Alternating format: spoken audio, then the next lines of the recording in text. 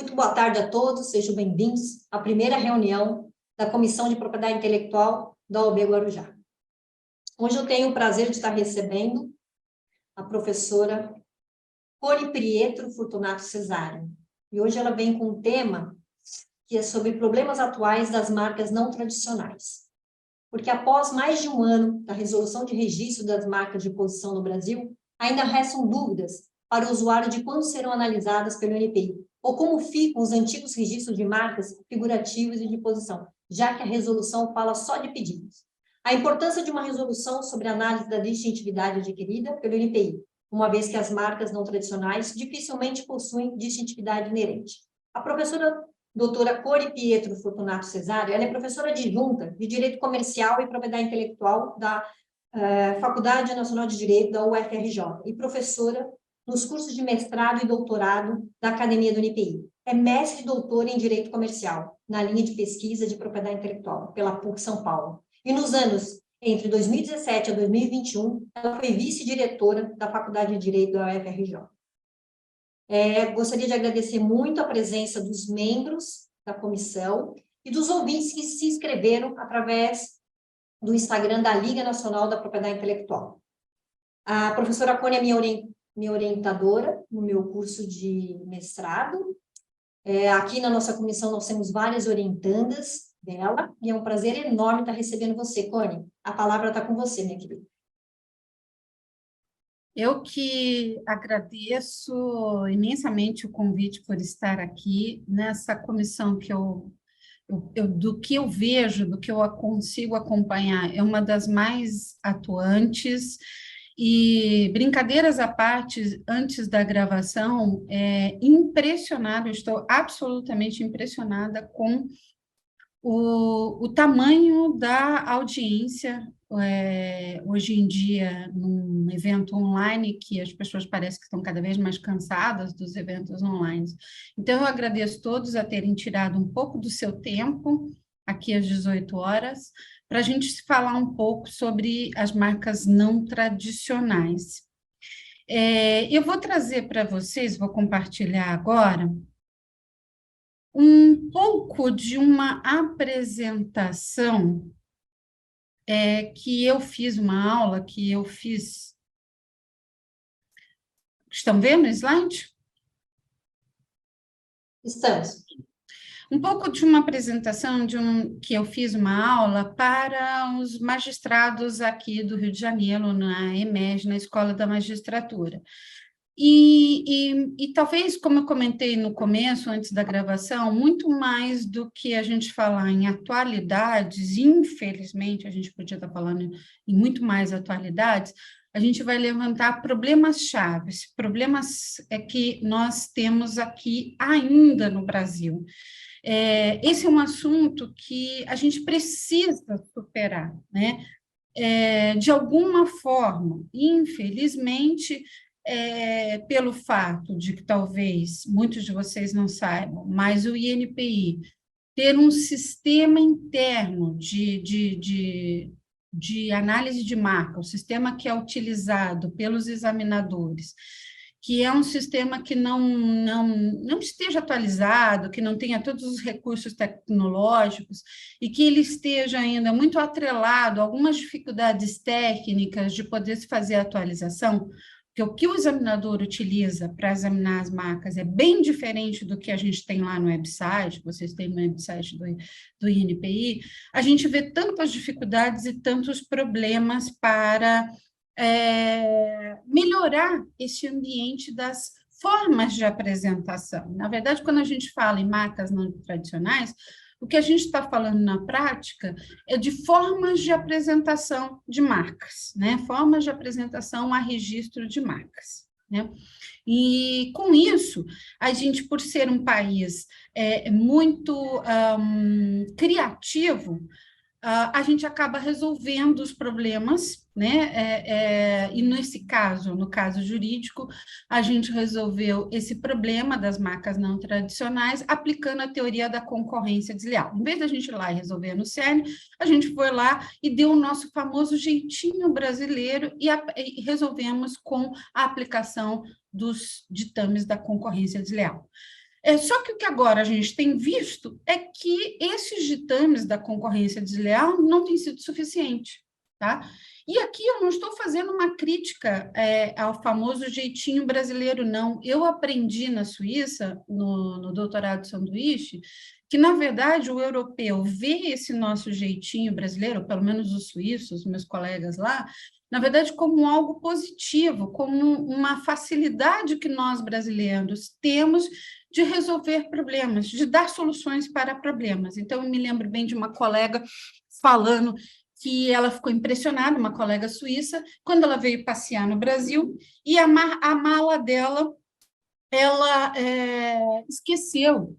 E ela ficou em pânico com aquilo, porque isso lá na Suíça, você esquecer a marca, a mala provavelmente ela teria sido explodida, porque iam achar que você deixou com alguma bomba, alguma coisa assim, né?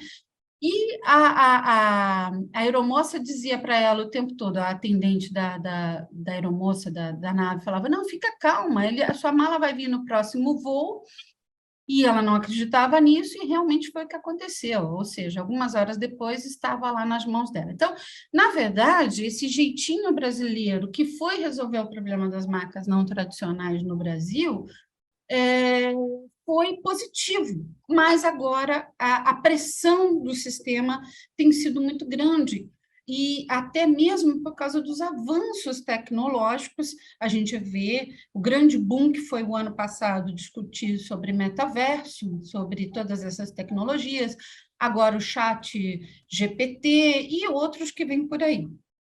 Então, mais ou menos o que eu preparei aqui, um planinho de aula, né? A gente falar um pouquinho dos sinais distintivos e dos problemas, e talvez não muito atualidades, tá?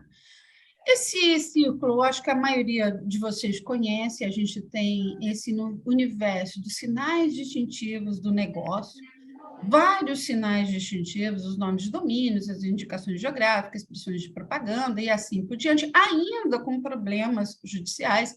Por exemplo, a gente vê o STJ comentando, foi até um podcast que eu gravei essa semana, o STJ discutindo o uso do puffing, ou puffing, né? Que é as expressões exageradas, né? Que se usa muito na propaganda, nos usos das propagandas, indo até o STJ, ou seja, se a gente tivesse essas coisas mais resolvidas internamente, registral, a gente não teria um acúmulo desse tipo de situação chegando ao STJ e tendo algumas confusões. Se a gente tivesse resolvido essa questão de nome comercial, títulos de estabelecimento, nome de domínio, a natureza jurídica disso, a gente talvez também não teríamos várias questões subindo ali para o STJ. E hoje, as próprias indicações geográficas e falsas indicações de procedência, ou indicações de procedência, e o conflito que vocês vão ver dentro em breve no Brasil, a gente viu agora, recentemente, na Europa, com a marca país, que foi a Suíça reivindicando a sua marca país com a imagem dos símbolos. E a gente ainda está aqui falando das marcas não tradicionais. Tá? Essas marcas não tradicionais, no meu livro, que, aliás, estou fazendo uma revisão dele, eu chamo de novas marcas, tá? Porque é um conceito que eu trago de dois autores italianos, uma situação até parecida com essa que eu vivencio, que vocês conhecem, com o Gustavo, o Stephanie Sandri e o Sérgio Riso, que é um professor da área de publicidade e propaganda e um professor de direito, que escreveram para mim o que é o melhor livro sobre marcas não tradicionais. Ele tem em italiano e tem uma edição em inglês. E o conceito, né, é que estes sinais distintivos não tradicionais ou novas marcas, eles sempre serão peculiares. Tá? E essa peculiaridade, esse fato de ser diferente, necessita que ele seja percebido pelos consumidores como marca. Ele, por não ser dentro das três formas comuns e tradicionais de apresentação, nominativa, mista e figurativa, e, na verdade, o que o consumidor está muito mais acostumado é com a marca figurativa e com a marca mista, com os logotipos, ele vai depender tanto da distintividade adquirida, do secundar mínimo, né? Essa peculiaridade, esse quê do diferencial, muitas vezes ele só vai ser percebido com o passar do tempo, com o uso. Algumas vezes nós vamos ver desde o nascedouro, mas não é simples, não é comum. A maioria das vezes a gente vai ver com o passar do tempo ele ser percebido como marca.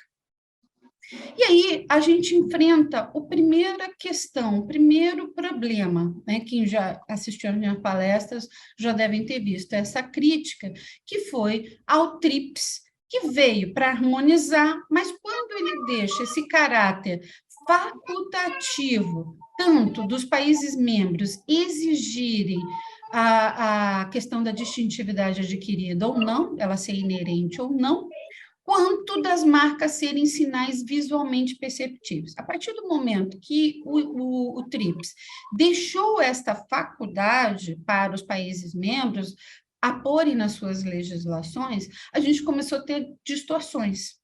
Mas o que a gente vê é que a grande maioria esmagadora já resolveu isso há muito tempo, abolindo a ideia de visualmente perceptíveis para a possibilidade de representação visual. Então, em vez de exigir que o sinal fosse visualmente perceptível, há muito tempo as legislações e os julgados e as decisões reiteradas mundo afora passaram a aceitar o registro de todo e qualquer sinal distintivo que fosse passível de uma representação visual. Isso resolveu um problema de tecnologia para registrabilidade. Isso eu estou falando no ido dos anos 90, no começo dos anos 2000. Estou falando de problema sistêmico mesmo, de como registrar esses sinais não tradicionais. Hoje, isso nem se pergunta mais, isso já se superou, porque a maioria dos órgãos de registro, dos escritórios de registro, eles já aceitam os arquivos, o arquivo sonoro, o arquivo de movimento, de uma marca em movimento, aceita essas tecnologias que a gente usa hoje no nosso dia a dia, já são plenamente receptíveis lá. Né? Um exemplo, acho que todo mundo conhece, é o próprio SPTO, o próprio WAPO, né? Mas aí, adiante, o JPO e os nossos amigos latino-americanos aqui em volta. Tá? Então, essa questão do sistema, e aí quando eu estou falando do sistema, eu estou falando do sistema de informática do INPI, não o que a gente vê no website, mas o que eles usam internamente, ser travado, ser antigo, ser defasado, né, por uma série de problemas que vocês já sabem, a questão financeira, etc. e tal, do NPI, faz com que a gente não evolua na forma de apresentação registral, principalmente dos sinais visualmente perceptíveis. Por quê? Os não visualmente perceptíveis, a gente precisaria de uma alteração da lei, como fizeram alguns países nesse interim, como a China, que alterou em 2004 a sua legislação para, por exemplo, registrar os sinais sonoros. A Rússia, que também alterou a sua legislação para poder registrar os sinais sonoros e outros por aí. Então, estes não visualmente perceptíveis, a gente demandaria de uma alteração na nossa legislação, o que é algo um pouco mais complexo. Hoje, então, o que a gente tem é a proteção das marcas não tradicionais, tanto do ponto de vista registral, vocês vão ver aqui, quanto do não registral. Quando a gente está falando que não é registrado no NPI, a gente vai aplicar a teoria da concorrência desleal, que é o artigo 195, inciso 3. Né? Desvio fraudulento de clientela alheia. Usar um sinal distintivo, usar uma marca não tradicional alheia, como meio de desviar fraudulentamente a clientela alheia. Quando ele é registrável, quando ele for registrável, eu vou ter as violações de marca, o artigo 189 e 190. Mas, em ambos os casos, eu vou ter um requisito essencial, que é a distintividade. Eu não posso falar numa proteção via concorrência desleal, por exemplo, de um trade dress, que é um sinal distintivo não tradicional, é uma marca não tradicional, se ela não for distintiva. Eu não falo em concorrência desleal se eu não tiver distintividade. E eu não falo em violação marcária, né, se ela não tiver distintividade, porque sequer ela vai ser registrada, né? E aí, novamente, porque da importância da gente precisa da questão do secondary meaning, ficou bem encaminhada na última diretoria de marca, tem uma resolução que foi levada, uma consulta que foi levada à procuradoria. Eu acredito que a gente poderia ter, dentro em breve, esta resolução sobre a registrabilidade via secondary meaning em discussão, em consulta pública, se nós não tivéssemos aí as trocas de poder comuns, né, no INPI, nos períodos pós-eleitorais. Então, o que eu tenho sobre registros não tradicionais, marcas não tradicionais, tá? Eu tenho registrável já no INPI das marcas não tradicionais, a tridimensional, a marca tridimensional, que quase ninguém a vê como uma marca não tradicional, mas ela é uma marca não tradicional, né? Ela tem diversas características que levam a essa concepção, e a gente tem hoje a possibilidade de registro da marca de posição. Eu tenho ainda como marca visualmente perceptível, então, tecnicamente, enquadrável na lei, né, que fala no artigo 122, que eu poderia, então, registrar, mas, tecnicamente, eu não tenho uma caixinha para registrar, eu não tenho a possibilidade de registrar tecnicamente no INPI, em que pese eu tenho alguns registros lá, como marca figurativas, como marcas mistas, e às vezes até tridimensional. Eu tenho o trade dress, ou conjunto imagem para alguns, eu tenho a holográfica, eu tenho a gestual e eu tenho a de movimento.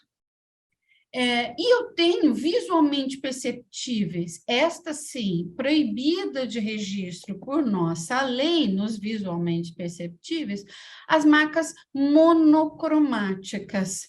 Mas essa turma aqui, de sem previsão de registro no NPI, e essa outra, a monocromática, que não é permitido registro no NPI, a gente tem elas forçando o sistema, forçando o judiciário, tanto pelo avanço tecnológico que a gente vai vendo, quanto pela própria situação de, às vezes, eu necessitar de registro, tá? Esses aqui são sinais não visualmente perceptíveis, que a maioria de vocês conhece, que, por proibição da nossa lei, do artigo 122, isso aqui realmente eu vou precisar de uma alteração legislativa. Já passou do tempo. Isso aqui, todos os nossos amigos latino-americanos, exceto a Venezuela. Por quê? Porque a Venezuela, quando saiu do Pacto Andino, ela retrocedeu para uma legislação de 58, se não me engano, mas é da década de 50, registram essa turma aqui, tá? Dentro dos seus órgãos. Então, isso aqui já é discussão passada, né? Lógico, não a marca gustativa, ela ainda requer uma discussão muito grande, mesmo em sistemas avançados, como o europeu e o americano, avançados do ponto de vista de discussão, tá? Por quê? Porque é uma marca muito complicada, pela instabilidade dela. Então, a gente ainda não tem uma marca gustativa ou uma marca uma marca gustativa registrada em nenhum sistema por causa da instabilidade desta marca. Como é que eu vou representar graficamente?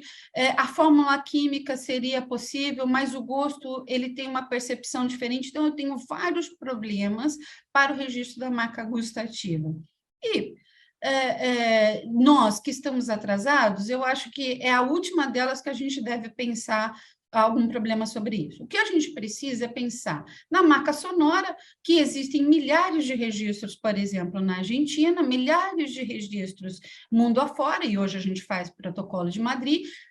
A gente precisa pensar na marca tátil e na olfativa, até porque dá para ver aqui que tem o interesse da nossa empresa nacional, né? Sobre essas marcas, né?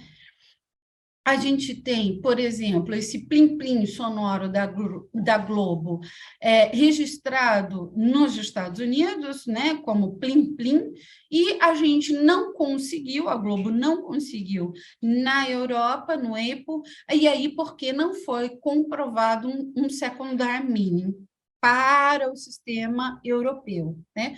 Vejam como as marcas não tradicionais, elas estão intimamente ligadas ao secondary meaning. Então, talvez a gente precisa realmente, primeiro resolver o problema do secondary meaning, depois mudarmos a nossa lei, para daí a gente passar a discutir essas daqui, tá?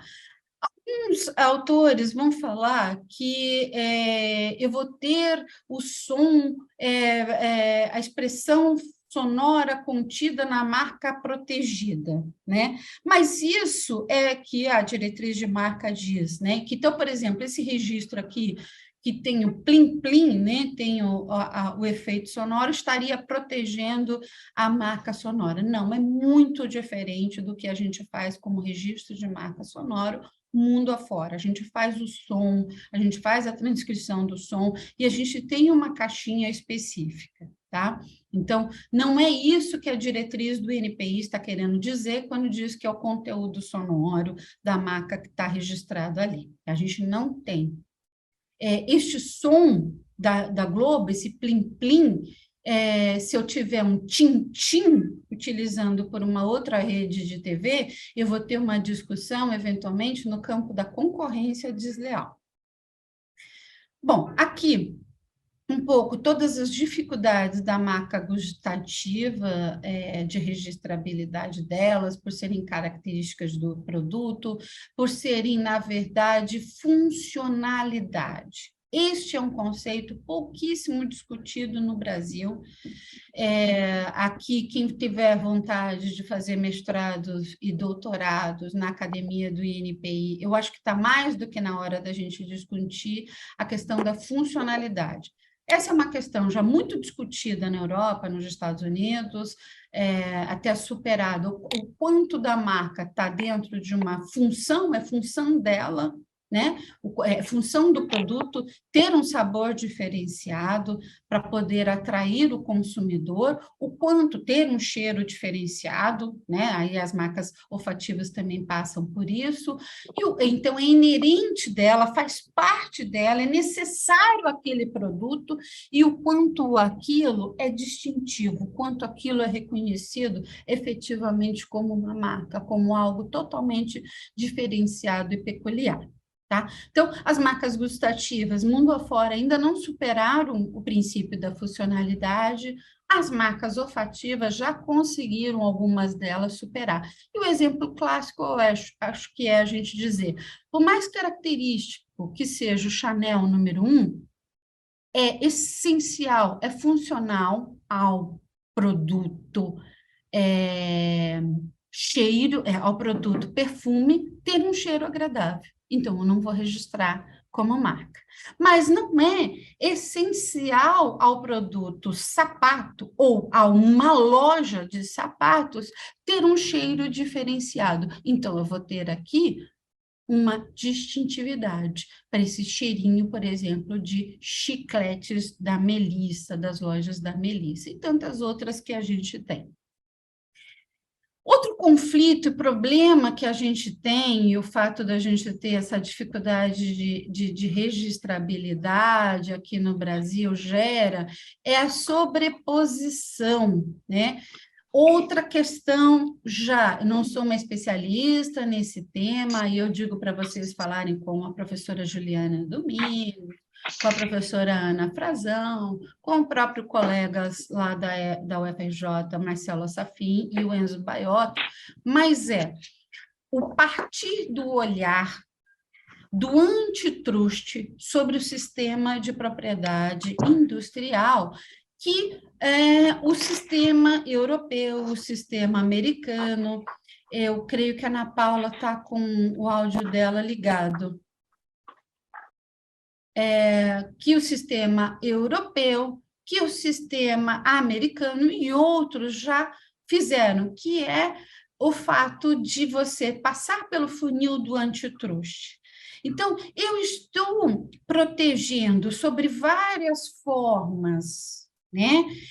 Sobre vários modelos. Eu estou usando o sistema do desenho industrial, eu estou usando o sistema de patente, eu estou usando o sistema de marca, que tem funções diferentes. Porque este meu produto tem funções diferentes, ele tem uma funcionalidade que o leva a ser um desenho industrial, ele tem uma funcionalidade que o leva a ser uma marca, né, que é a função distintiva, a função principal, ele tem uma funcionalidade que leva a ser a tecnologia, portanto, protegível como desenho industrial. Então, eu posso ter esses 3 registros, ou eu estou fazendo disso um na sequência do outro, como forma, na verdade, de manter a minha proteção perene para sempre no tempo e eliminar os meus concorrentes. Né? Então, aqui no Brasil, não há uma discussão madura sobre a aplicação do antitruste, em que pese há uma previsão na nossa lei da propriedade industrial, mas não há uma discussão madura.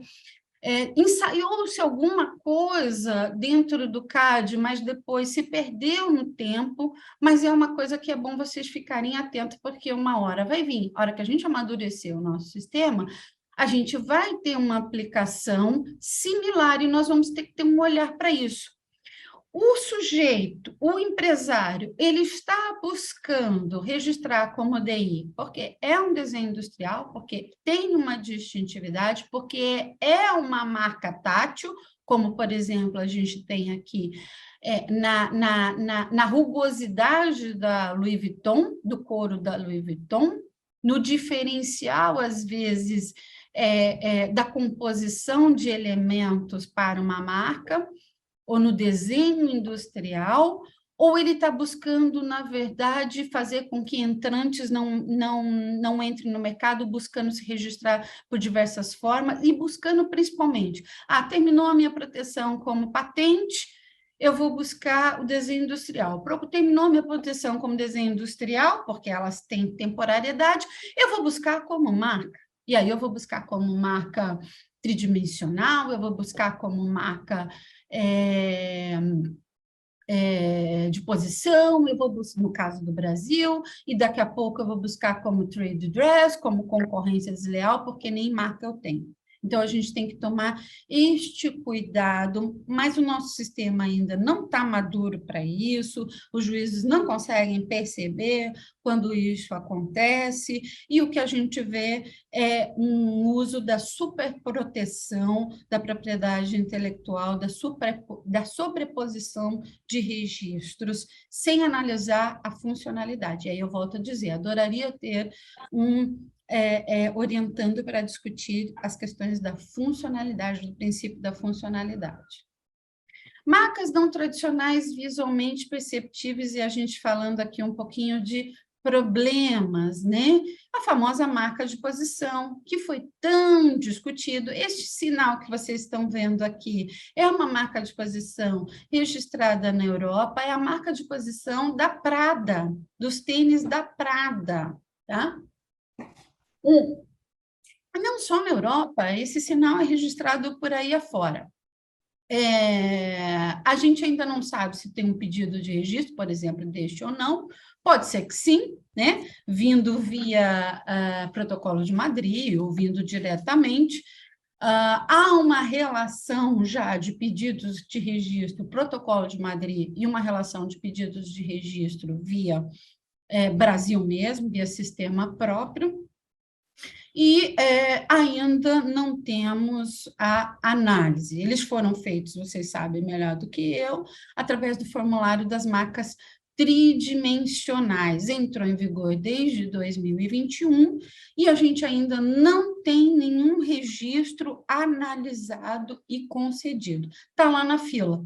E aí vocês vão falar, está lá na fila por quê? Porque o sistema interno, aquele de dentro que eu falei, que não é o que a gente vê no site, não permite ainda você fazer estes ajustes. Já tá, pelo que eu andei conversando com o Vitor, que é a pessoa da diretoria de marcas que ficou, vamos dizer, mais à frente deste assunto, já está tudo pronto para a gente ter, dentro em breve, aí, algumas análises e concessões ou exigências a respeito, mas ainda falta algumas questões técnicas.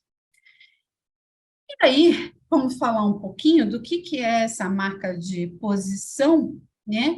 Essa marca de posição, ela é a colocação de um sinal. Este sinal pode ser uma marca figurativa, uma marca mista, uma marca, eventualmente, até nominativa, em que pese a gente não usa nos produtos, os consumidores não veem a marca nominativa, né? Um sinal. Ele poderia ser um sinal até, de repente, holográfico, por que não a gente ter? Ele poderia ser uma cor, né, aposta numa determinada posição. Então, é um sinal registrável ou registrado ou não, aposta em uma determinada posição. Esse conjunto de sinal e posição, ele tem que ser peculiar, ele tem que ser diferente. E aqui a gente quase que está falando de teoria da distância, como alguns gostam de falar dessa teoria, né?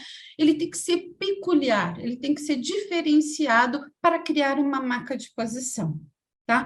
Então, a lateral dos tênis é comum já, hoje em dia já é comum, já está comunzona, tá?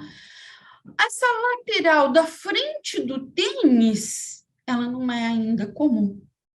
A gente precisa ver, então, diante do mercado, tá? Então, é uma análise muito cuidadosa, muito detalhada que se tem que fazer desse conjunto, que é a marca de posição, que é o sinal mais essa posição sendo peculiar, tá?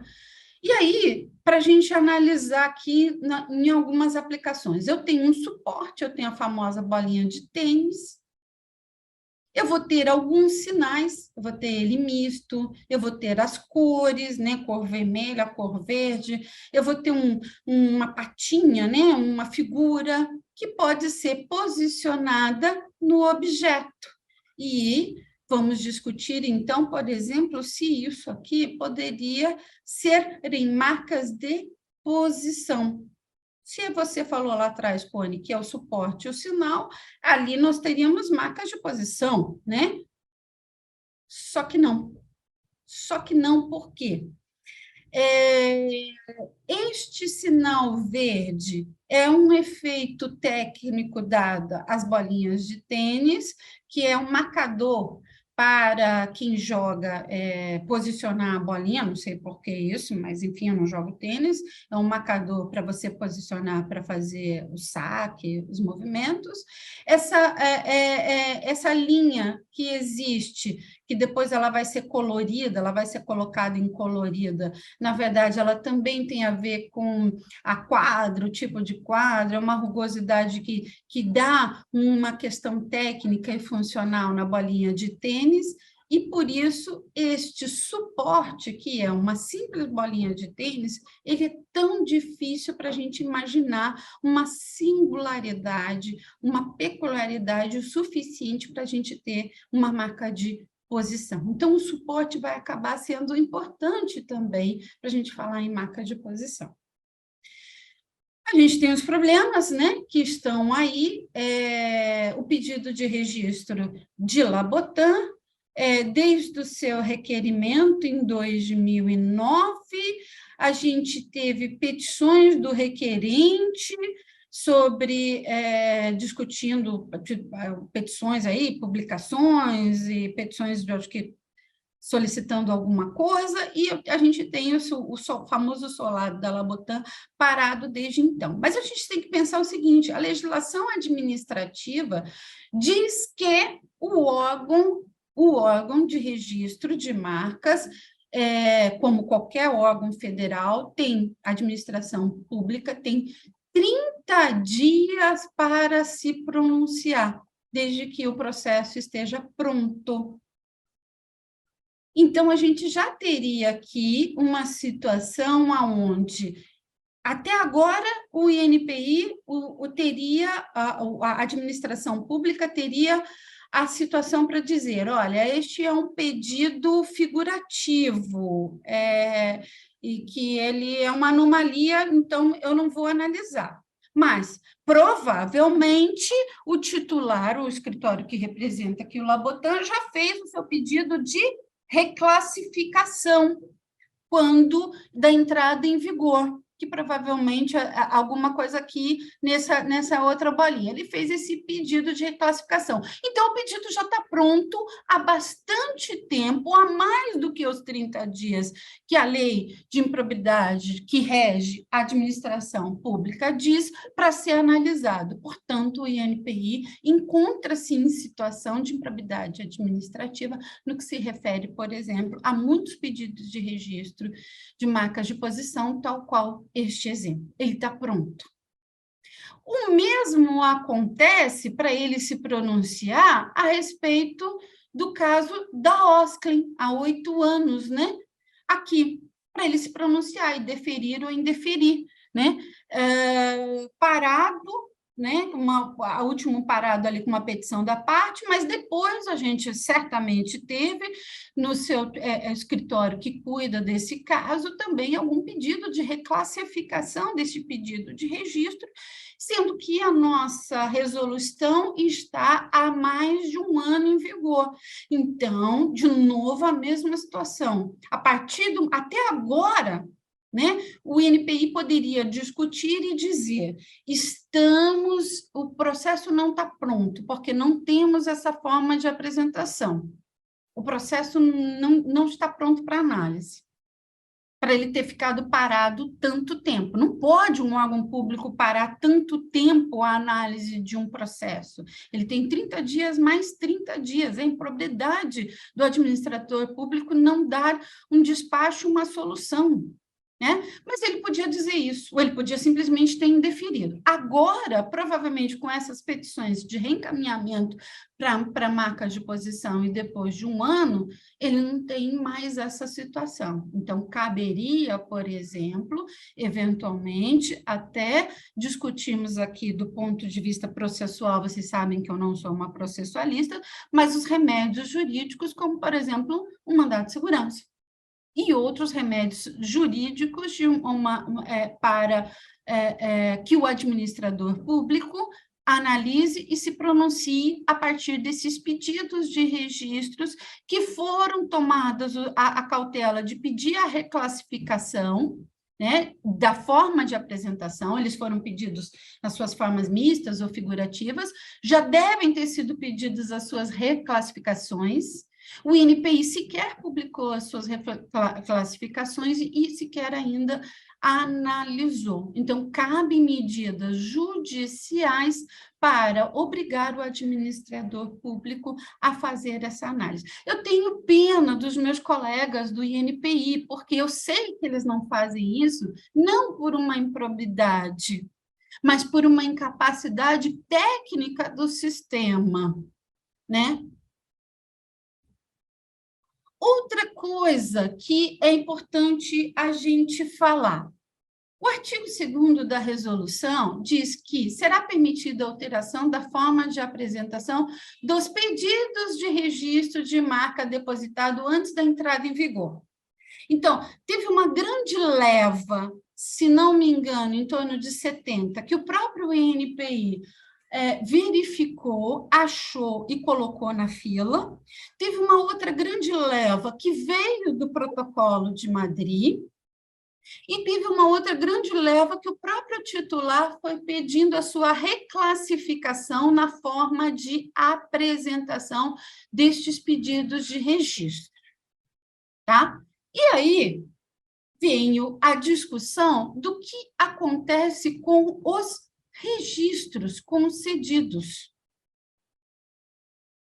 Registros tal qual este da Adidas, válido no SPTO, completamente válido no SPTO, como tal qual como muitos outros registros das 3 listras da Adidas, pelo mundo afora, com uma anulação pendente de análise no EIPO, procedimento lá, e numa confusão no Brasil. Por quê? Ele foi pedido como marca figurativa, mas ele não é uma marca figurativa, porque a gente não tem este símbolo, este sinal aposto efetivamente num produto, esse pontilhado, né? Esse pontilhadinho, essa calça pontilhadinha com essas 3 listras, a gente não vai ver esta marca, esta figura, como a gente vê aqui, aposta num produto. A gente vai ver as 3 listras. Então, esse aqui é um registro tipicamente de marca figurativa.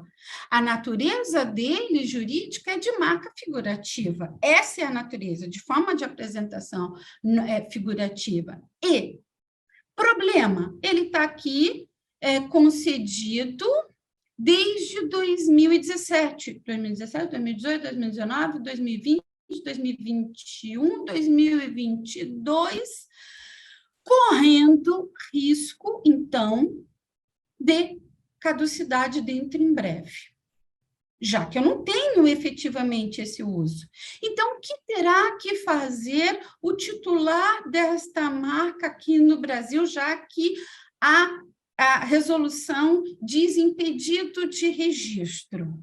Primeiro, ele pode abrir uma consulta, né, um pedido para uma reclassificação aos moldes do que aconteceu quando o nosso classificador nacional passou para a classificação de NICE. Vocês que são mais velhos aqui vão lembrar que nas épocas de renovação dos registros, né, era a época que a gente fazia a reclassificação, tá? Só que a resolução não diz isso de forma clara, então eu fui conversar lá dentro. Por que não diz isso de forma clara? Porque verbalmente, o procurador disse, não tem um parecer por escrito do procurador. O procurador disse, olha, já foi analisado desse jeito, não dá para a gente ter certeza, não dá para remexer, já teve concessão aqui e o INPI não pode reanalisar e mudar a forma de apresentação. Então, vamos deixar só como pedido.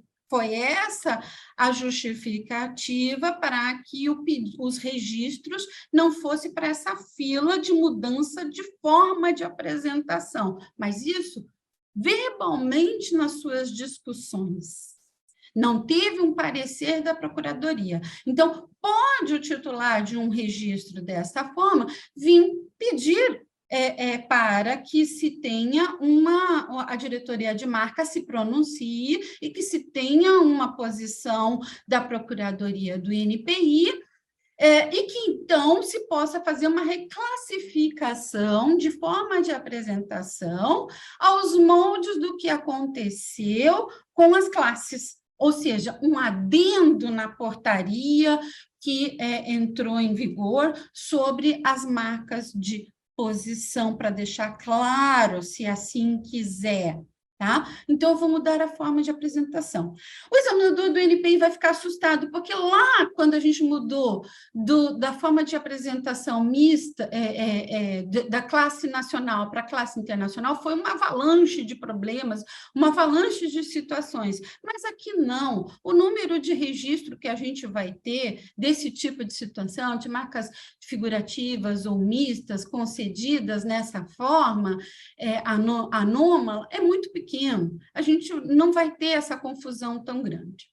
Pode também pedir o titular desta marca para não correr o risco de uma caducidade, eventualmente, na espera desta questão pelo NPI, em que pese eu achar que não vai ser demorado, mas não posso afirmar com toda certeza, pode entrar com uma ação para que obrigue o NPI a mudar a forma de apresentação. Sabe por quê? Porque o NPI vai ter que fazer isso aqui com estes dois casos. Esses dois casos, que foram os casos paradigmáticos do ponto de vista de marcas de posição no Brasil, o da Leves foi um processo judicial que durou 29 anos, com parecer, inclusive, do Márcio Tomás Bastos, que já fez, transitou em julgado, já fez coisa julgada, e que expressamente, né, de forma, ainda os processos eram físicos, expressamente disse que esta era uma marca de posição. Esse target aqui, do bolso da Leves, era uma marca de posição. A decisão do STJ diz claramente. E aí, obriga o NPI a conceder o registro, que não tinha a caixinha, porque o NPI também diz que tem que ter as caixinhas, mas, na verdade, não tem essas caixinhas, por exemplo, no SPTO e no mundo afora, as marcas de posição são registradas sem precisar essas delimitações todas, as marcas visualmente perceptíveis, até porque há um campo onde o titular, ele descreve a sua marca, o requerente descreve, e ele diz lá, a posição do target da Leves no bolso lateral, assim, assim, assado. Então, eles nem se preocupam com caixinhas que ficam dizendo marca de posição, marca de movimento, marca disso, marca daquilo. Não tem isso, né? Os nossos amigos latinos, eu gosto de nos compararmos a eles, porque eles têm uma realidade econômica e social muito mais parecida que a nossa. Já resolveram isso daí há muito tempo, com essa caixinha, não com de caixinha, né? Mas de poder explicar. Mas aqui nós temos. E no caso da New Balance aqui, que poderíamos até pensar aqui como discutir que esta posição, que esta marca do N, né, este sinal distintivo registrado do N de New Balance, essa marca figurativa, nesta posição, com esse registro concedido na marca figurativa, como é que ficaria hoje a distintividade? Aí a gente precisa de um outro conceito que o nosso INPI não está preparado, e que nem o nosso judiciário, que é a caducidade pela falta de distintividade, pela perda da distintividade. Por quê? Porque esta posição ficou comum, mas nós temos um registro válido, um registro que teve uma decisão judicial e que o processo foi encerrado com uma decisão do INPI num acordo, processo judicial, reconhecendo, há milhares, desde 2007, reconhecendo que era uma marca de posição. Então, aqui nós temos aqui uma coisa julgada, nós temos aqui com distintividade do STJ, temos uma coisa julgada aqui com um acordo de reconhecimento, com uma decisão, e que, ao mesmo tempo, nós temos aqui talvez uma perda da distintividade dessa marca de posição, uma vez que essa posição passou a ser comum para se apor marcas figurativas em tênis. Alguma pergunta? Eu não estou vendo vocês, pessoal, porque o meu Zoom está complicado. Então, eu vou seguir, tá? Vamos falar de um outro problema para as marcas de posição, que é um monocromatismo, as marcas monocromáticas, que todos vocês sabem que é registrada na Europa, nos Estados Unidos, e das visualmente perceptíveis, e também aqui nos nossos amigos latino-americanos, né? Aqui está o nosso exemplo clássico, né?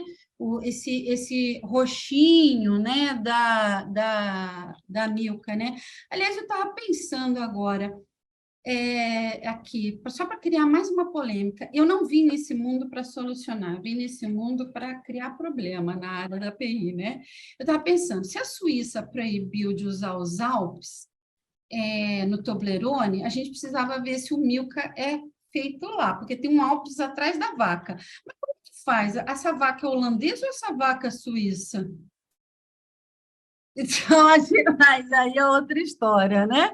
E aí a gente deixa isso para uma outra história. Isso é uma outra webinar, viu, Soraya? Que eu estou doida para discutir essa história da marca país da Suíça. Vamos marcar, bom tema. Estou doida para discutir, até porque eu conheço as prerrogativas da marca país, né, da Suíça, né? Então, eu estou doidinha, estou criando confusão agora para você me chamar para um novo evento aí. Nisso aqui. Mas essas cores que lá a gente tem, que não é simples. Não pensem vocês que eu saio registrando qualquer vermelho, qualquer cor, que eu consigo esses registros tão fáceis lá fora. Não é assim. Eu tenho toda uma discussão porque eu passo pelo funil do antitruste. Então, eu estou querendo ser dono absoluto e proibir todo mundo de usar o roxinho em tudo? Não, não é bem assim. Os órgãos lá, os tribunais vão ver isso com muita cautela.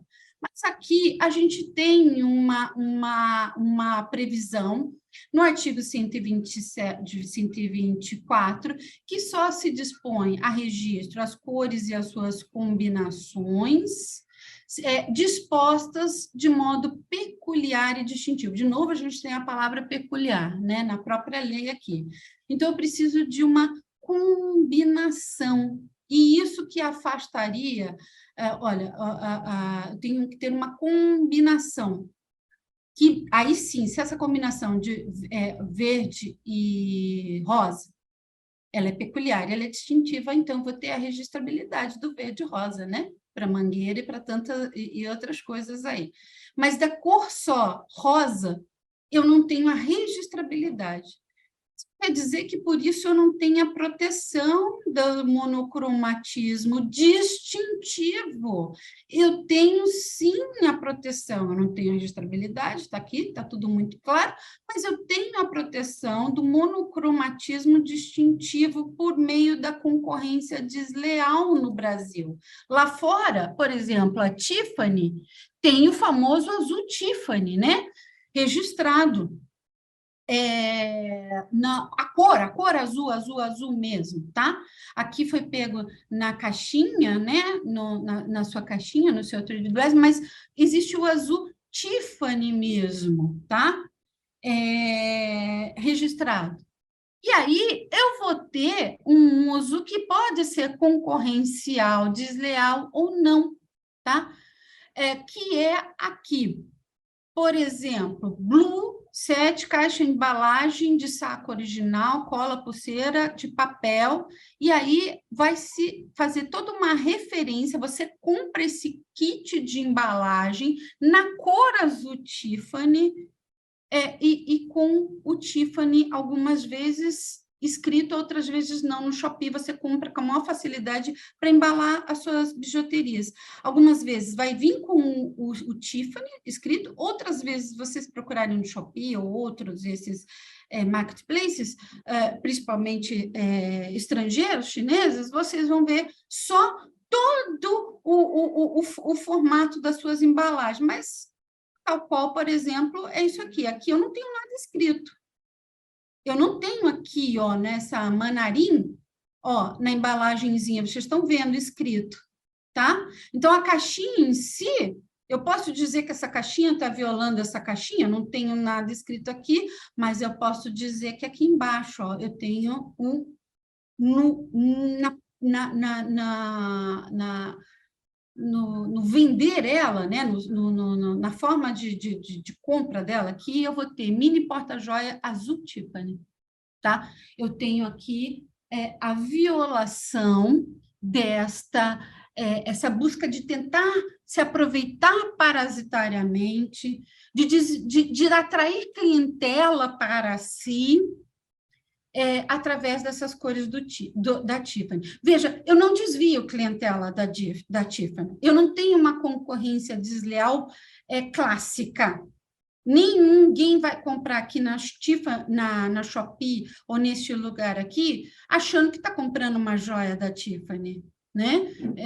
Vamos fazer uma pesquisa com o consumidor e vocês vão ter certeza que ele sabe que não está comprando uma joia da Tiffany por R$ 58, uma caixinha, ou aqui não sei quantos reais. Ele sabe que não. Então, eu não tenho uma concorrência desleal típica, desvio de clientela. Mas eu vou ter um aproveitamento parasitário, que é atrair uma clientela para mim através da fama do azul Tiffany, tá?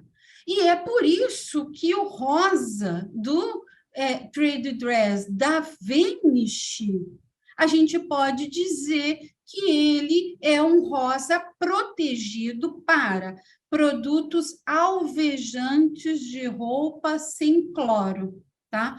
Porque eu tenho uma identidade visual no nascedouro, né? A Rect foi a primeira a lançar um alvejante sem cloro com a cor rosa.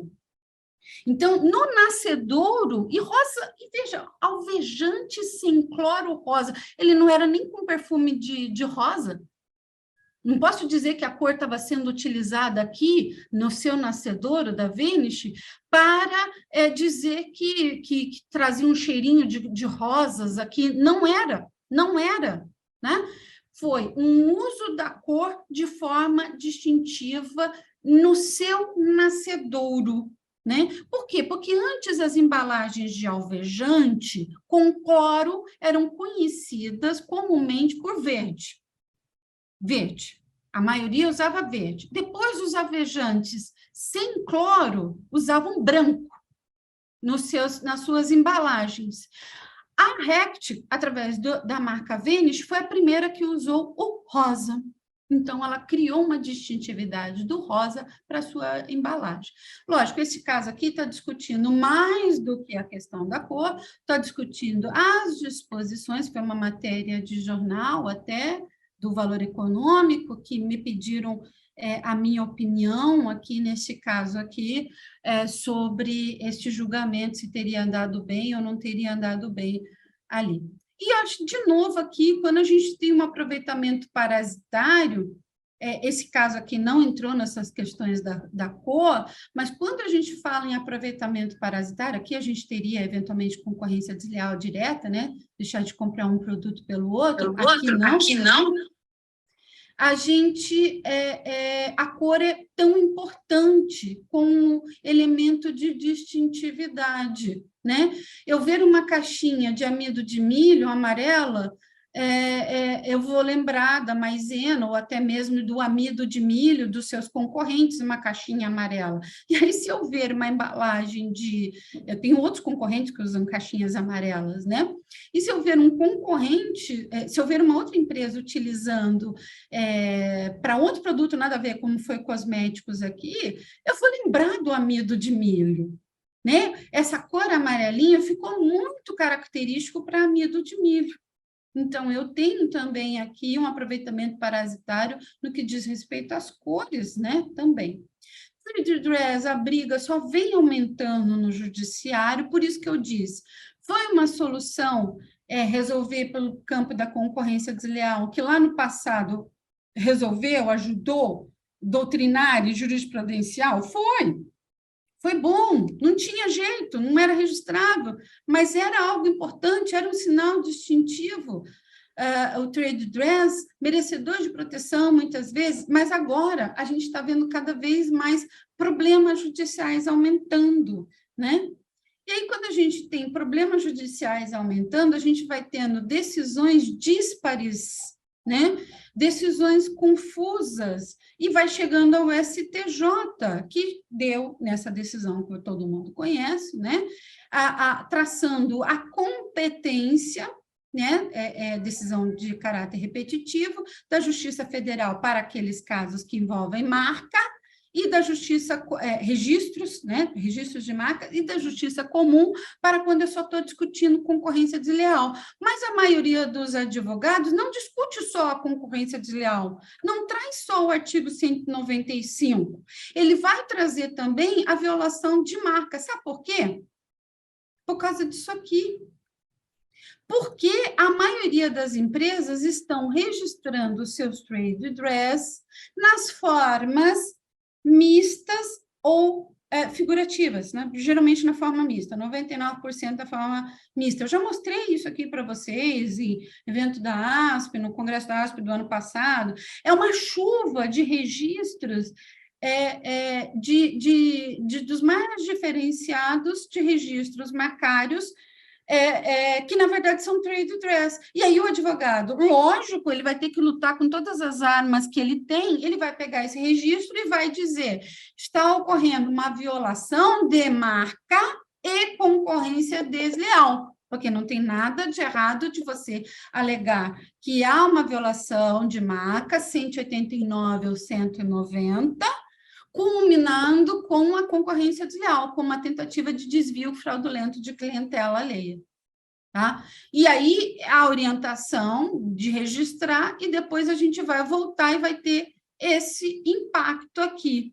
Mas aí, como resolveu? O STJ foi lá e resolveu no caso da Natura. Se eu vou discutir violação de marca, eu vou discutir na Justiça Federal. Se eu vou discutir trade dress, que é concorrência desleal, eu vou discutir na Justiça Comum. E quando eu tenho as duas coisas?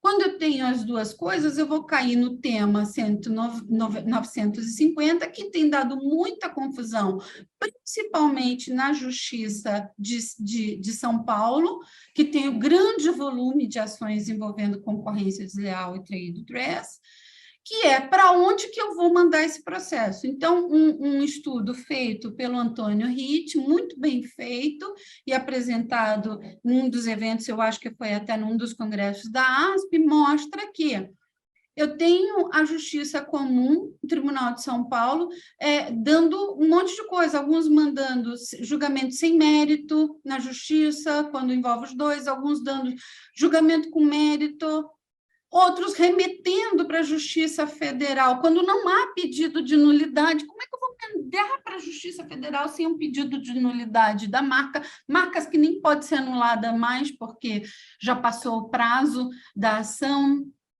determinando remessa. Então, agora, ou seja, daqui a pouco a gente volta para o STJ com esse problema aqui, tá? Que é como que o juiz tem que fazer? Ele tem que declinar da competência, remeter à Justiça Federal, extinguir o processo em julgamento de mérito, julgar improcedente com decisão de mérito, suspender o trâmite por prejudicialidade externa. O que ele tem que fazer? Tá? E a gente tem visto aí inúmeros casos acontecendo isso de afasta, aplica, remete e não remete em função desta registrabilidade que tem acontecido do trade dress como marcas figurativas, tá?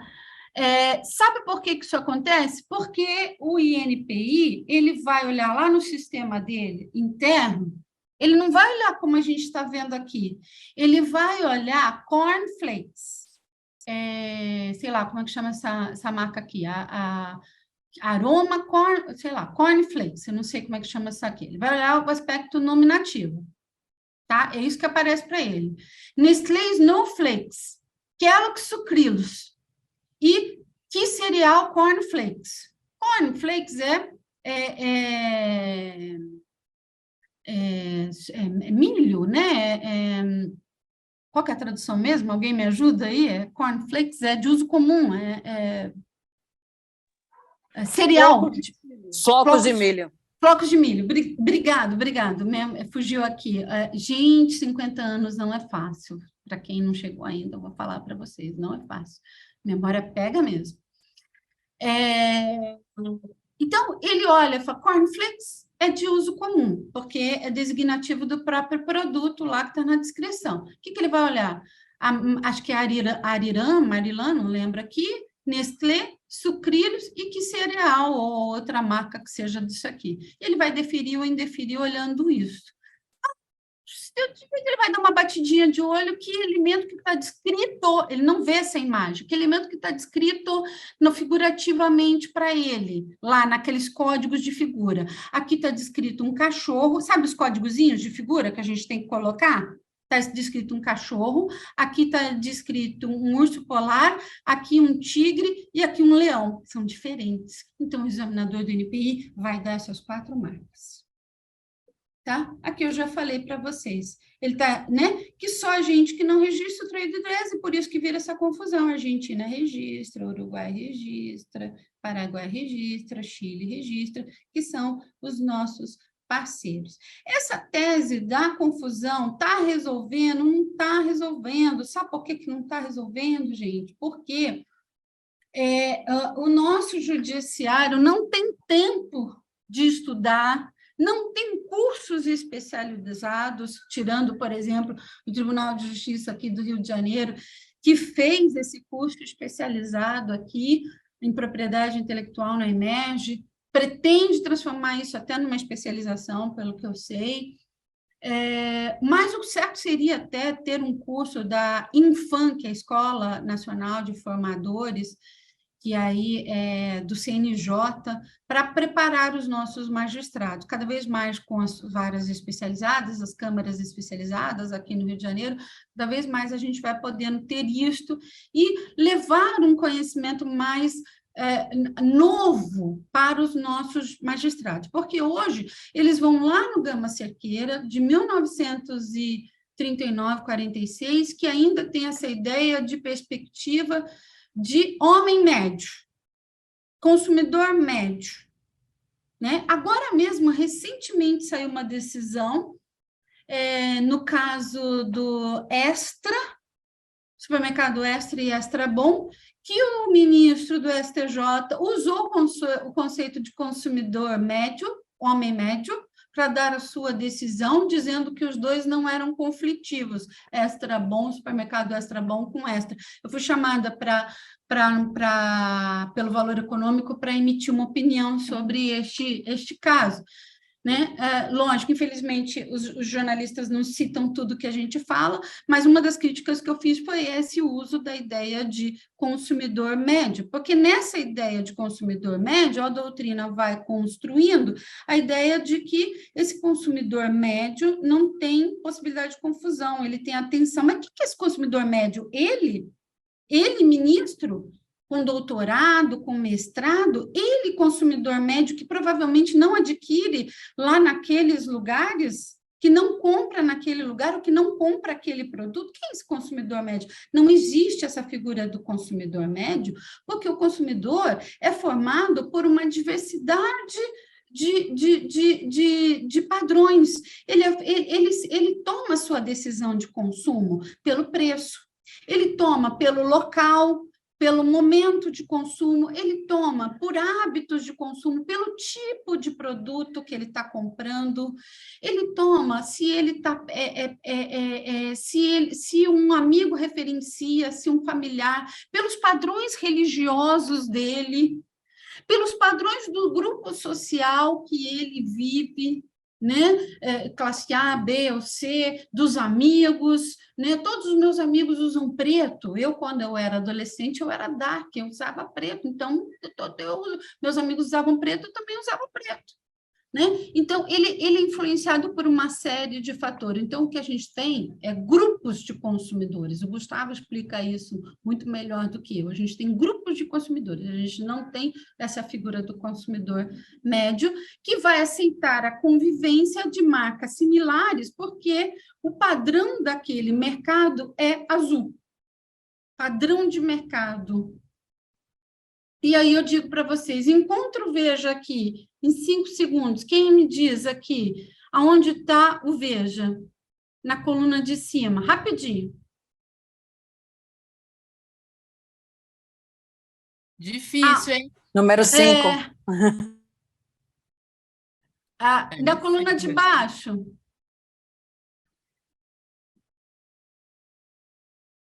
Demorou. É o quinto de trás para frente, é o quinto de trás para frente, mas é muito difícil. Por quê? Mas só que isso aqui pode. É o padrão de mercado, é tudo azul, tá? Não, Mas o que não veio dá primeiro, confusão. professora? O padrão de mercado ou o produto? Como é? Desculpa, não ouvi. O que surgiu primeiro? O padrão de mercado ou quem criou o primeiro? O certo seria a gente pensar quem criou o primeiro. E o certo seria a gente pensar na distintividade da cor. Lembra que eu falei lá atrás? Né? Em proteger a distintividade da cor. Mas agora, a doutrina diz, existe um padrão de mercado, a jurisprudência diz, existe um padrão de mercado que o consumidor médio, o tal do homem médio, reconhece aqui facilmente. Não tem problema nenhum para ele reconhecer aqui, né? Não tem mesmo. Será? Quando a gente tem 20% da nossa população com algum tipo de deficiência visual, será que numa gôndola de supermercado, esses 20% da população, eu estou falando em dados de 2010, porque a gente não tem ainda os dados do censo do IBGE novo, tem algum problema de deficiência visual, ele consegue resolver isso aqui? E deficiência visual, dificuldade visual, não estou falando a pessoa cega, estou falando eu e a Soraya, que usamos óculos. Tá? A gente se enquadra, Soraya, no padrão de 20% com alguma deficiência. Então, aquele padrão de mercado azul leva realmente ao conceito de que a gente reconhece com tanta facilidade, como os juízes costumam dizer? E o consumidor consegue ler? 40% da nossa população é quase com baixa ou nenhuma instrução, com ensino fundamental ou sem instrução. 32% tem um fundamental incompleto ou sem instrução, que são o que se chamava de analfabetismo funcional. Tá? Aquela pessoa com grande dificuldade de leitura. Então, são 40% da nossa população. Acham mesmo que 20% na gôndola do supermercado vai achar que o produto que ele quer é tão fácil e que ele vai ler tão fácil? E acham mesmo que é o ministro ou o desembargador que vai lá na gôndola? Não, é a funcionária deles ou o funcionário deles, que vai lá, que provavelmente está dentro desses 40% com alguma dificuldade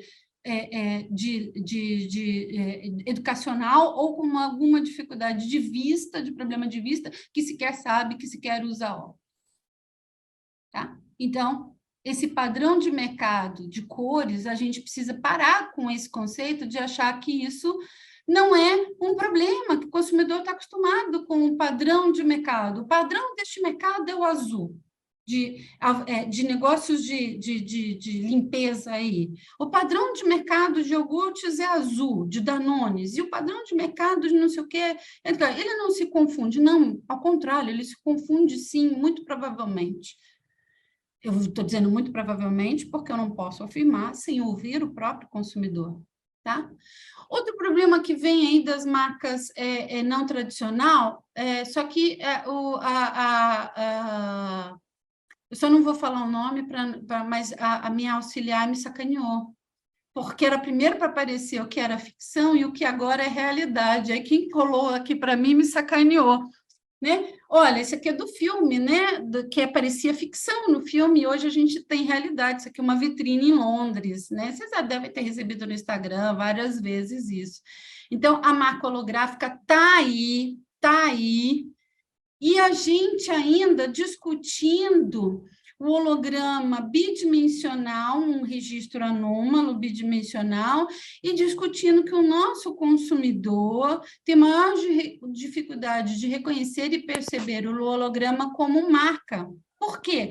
Porque ele está acostumado com o holograma como um requisito antifurto ou antifraudes bancárias. Esse aqui é uma visão do nosso querido, maravilhoso e saudoso Denis Borges. Mas ele escreveu isso analisando aqui, ó, esse caso dos hologramas bidimensionais. Hoje a gente está na era disso aqui, da tridimensionalidade, deste registro concedido que ainda era quadro a quadro, e agora que é um sisteminha de computador. Isso aqui é México, gente.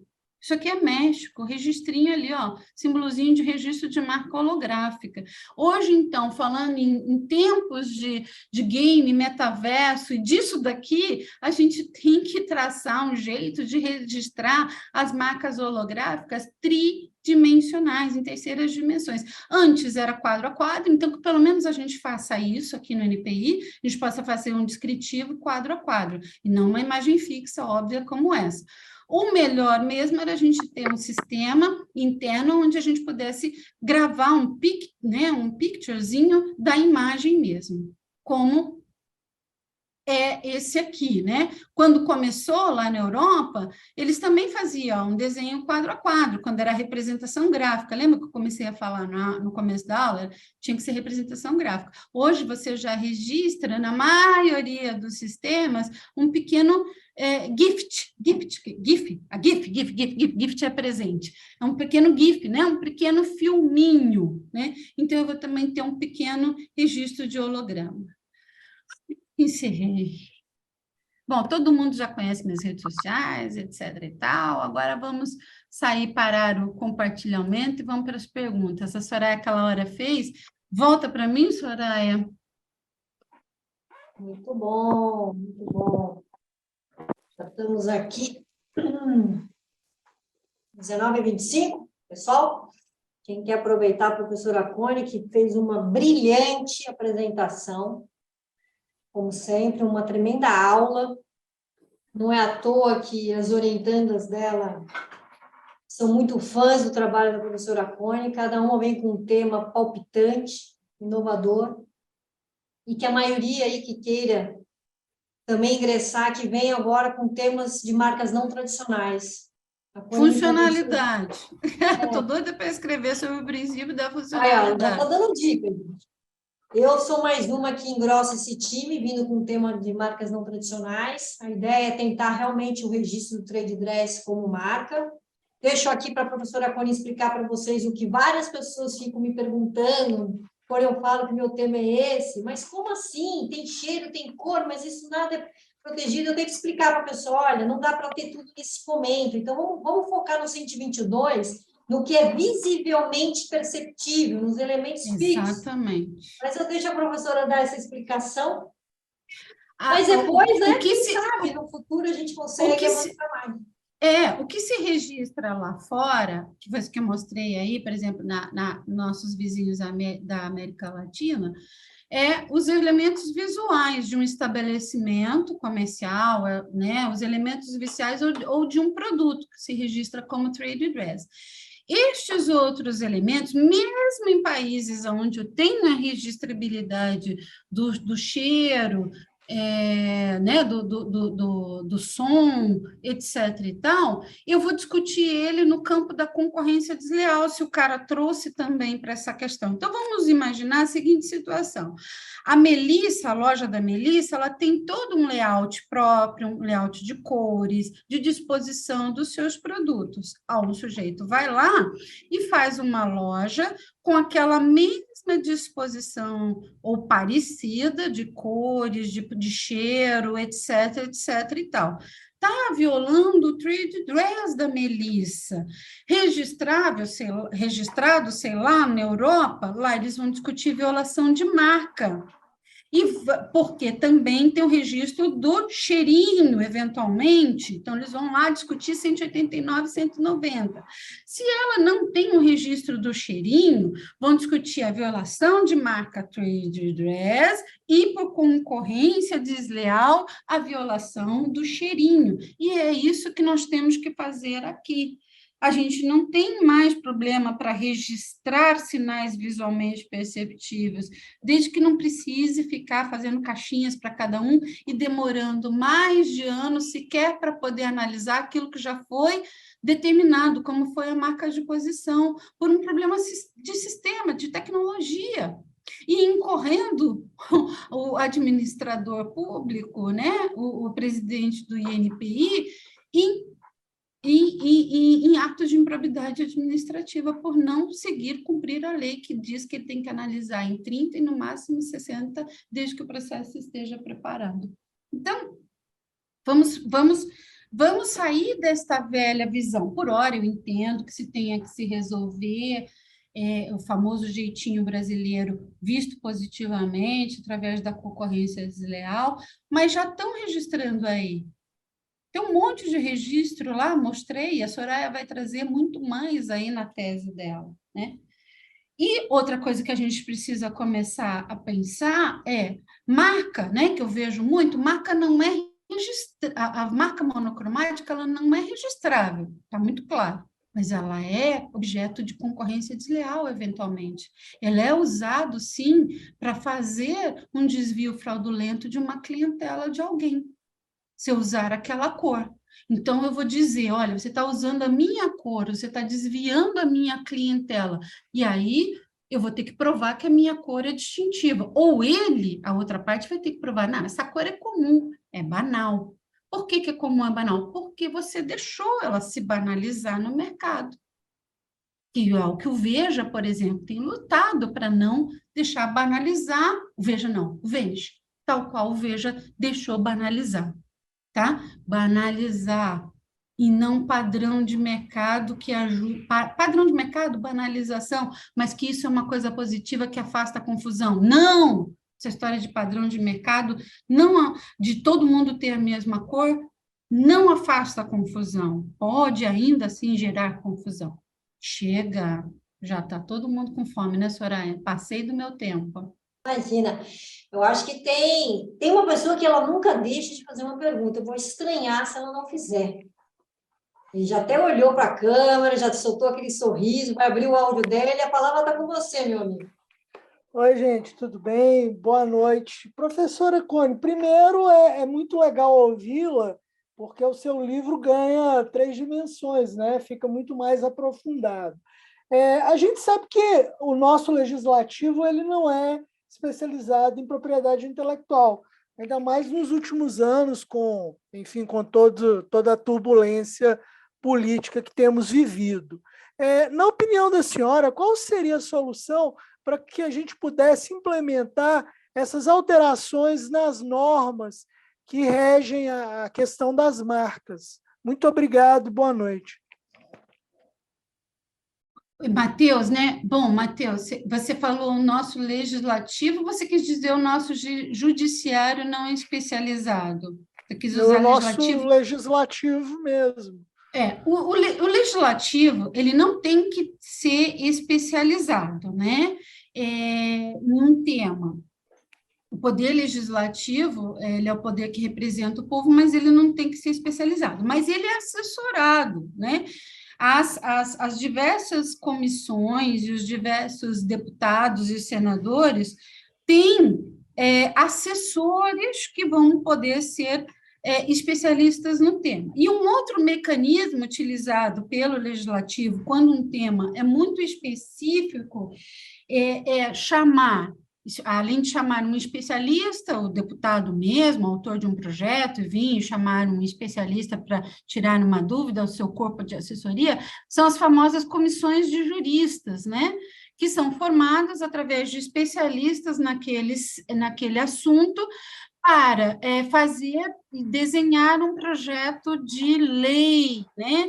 E que então, esse projeto, esse anteprojeto de lei é encaminhado e entregue para um deputado ou senador, enfim, entregue para um representante do povo que vai tramitar lá dentro da Câmara. Então, estes são os caminhos que são.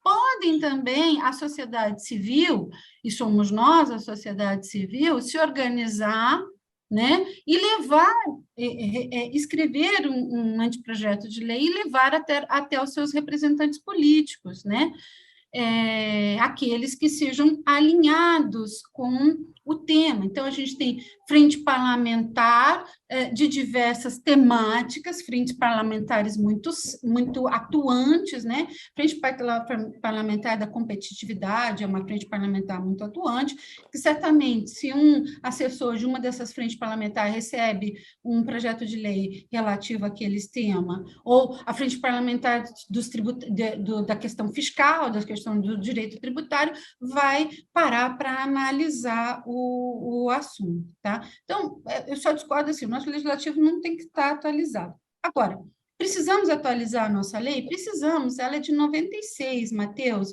mas tem muita coisa aqui que a gente tratou que a gente não precisa sequer pensar numa atualização da lei.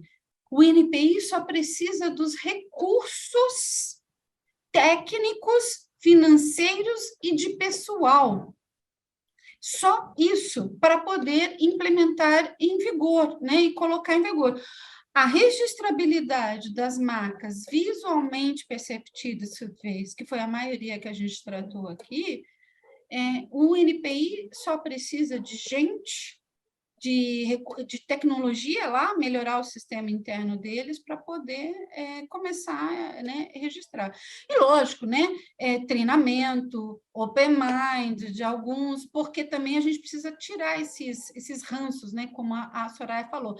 Não, mas é só concorrência desleal. Não, concorrência desleal é só aqui, gente.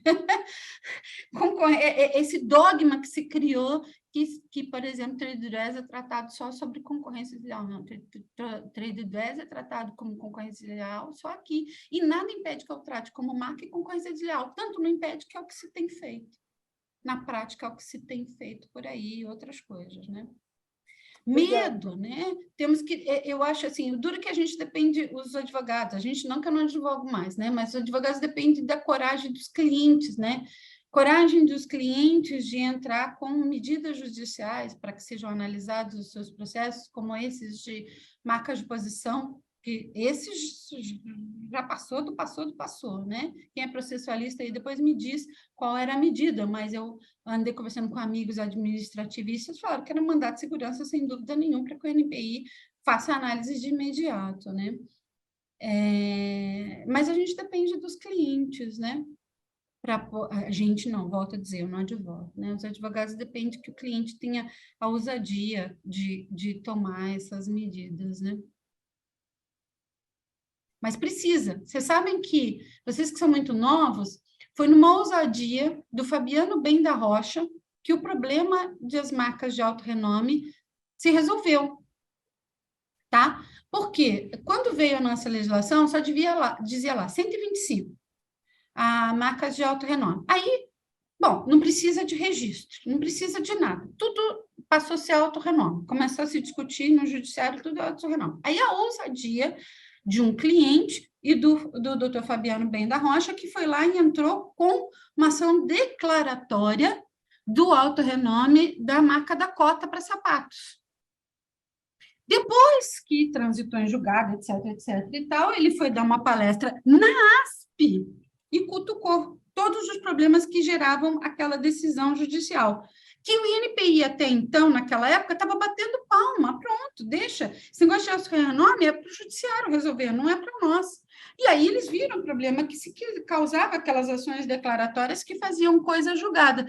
Daí veio uma resolução, a primeira delas falava em alto renome vindo de forma incidental, você tinha que ter uma oposição, etc. e tal, mas as verdadeiras marcas de alto renome muitas vezes não tinham essa situação. Coca-Cola, por exemplo, não tinha um pedido incidental para poder pedir.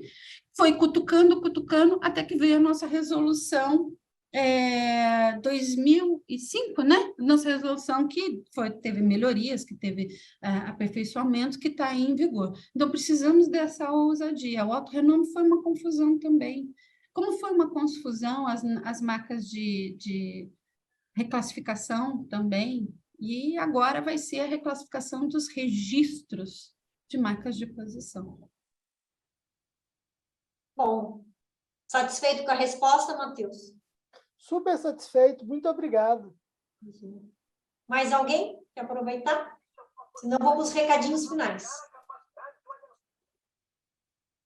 Todo mundo cansadinho? O Cone, aproveita para ver o chat, porque você está ganhando bastante recadinhos aí. Obrigada, Liliane. A Liliane é incansável. Na maratona. Alguém tirou um printzinho? Porque eu não me vejo, lembram disso? Eu fiz print o tempo todo. Só do chat que não. Se a Roberta quiser me ajudar e fazer os prints para a Cone assistir depois. É o cheirinho da Lelis Blanc. Eu não compro na Lelis Blanc, mas a minha sogra fala que tem um cheirinho especial. Minha sogra, que é contra o capitalismo das marcas, mas que compra na Lelis Blanc. É estranho isso, né? É contra, eu adoro isso. Mas Bem, sogra, já disse tudo, não disse tudo aí? Cuidado, está passando gravado. Vamos aos recados finais, antes que a gente coloque a família em guerra. Estou brincando, gente. Cone, muito obrigada gente. pela tua disponibilidade de estar aqui com a gente. Eu sei que você tem uma agenda, ou como eu sei, como a Roberta sabe, como a Thaís Capito sabe, a Ingrid, que cabulou a aula hoje aqui, não veio, vai ficar registrado, viu, Ingrid, que você faltou? E obrigada, viu, Cone? Você aí num esforço enorme, a gente que já remarcou, né, a tua participação algumas vezes, ora é minha agenda, ora é a tua agenda, mas deu certo. E quem ganha é a comissão, é os ouvintes, e o pessoal que vai assistir depois, e quem quiser revisitar o tema. Porque esse vídeo vai ficar lá no canal do YouTube da Liga Nacional da Propriedade Intelectual, para quem quiser assistir, porque a gente faz um trabalho inclusivo. Então, vamos lá. Teremos ainda esse mês uma live organizada pelo trio, formado pelas membros Maria Eduarda Lima, que não seguiu as regras de acesso hoje e foi derrubada, porque ela entrou sem nome. A Patrícia Schneider, que não pôde comparecer, e a Paula Couto, que eu acho que estava aí. Vai ser no dia 12/4, às 20 horas, e o tema delas tem muito a ver com a apresentação de hoje. Elas vão falar também e um pouco mais sobre as marcas de posição. Anota aí também que na sua agenda, que no dia 26 de abril, às 18 horas, nós vamos ter o nosso primeiro webinar de 2023, da nossa comissão, organizado pelo trio de membros Mariana Benpati, Merielle Ribeiro e o Carlos Fulano. Aliás, esse trio não compareceu hoje, está com pauta, hein? Transmitido pelo canal do YouTube da Liga Nacional da Propriedade Intelectual. E eles vão sabatinar a advogada Tainá Simeonato Marques. E eu não vou antecipar vocês qual é o tema, mas só vou dizer que vocês vão gostar bastante, não percam. E este ano, as reuniões da comissão, eu já avisei, mas eu vou reiterar, será a cada 2 meses. Então, a próxima, reserva aí na sua agenda, vai ser no dia 29 de maio, o convidado já está confirmado, eu não vou dizer quem é, só vou dar um spoiler, ele é do NPI. E, por fim, recomendo que sigam o Instagram da Liga Nacional.pi e se inscrevam no nosso canal do YouTube, Liga Nacional da Propriedade Intelectual. Nossos canais de comunicação com os membros e ouvintes, com bastante dicas de conteúdo. E, claro, não deixem de seguir as redes sociais da OAB Guarujá. Gente, obrigada, boa noite, bom descanso, bom jantar, e a gente se vê de novo em maio, tá bom? Quero agradecer essa audiência maravilhosa aí. Obrigada.